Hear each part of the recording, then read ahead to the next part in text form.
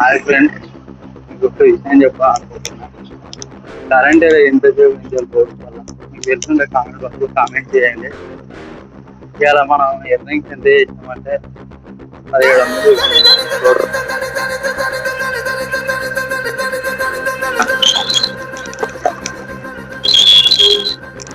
Night వచ్చేసి 10:30 అవుతుంది. Exactly కట్టమైనా అపోజిట్ కలిగిస్తాం. మా విలేజ్ సింగరాయపల్లి.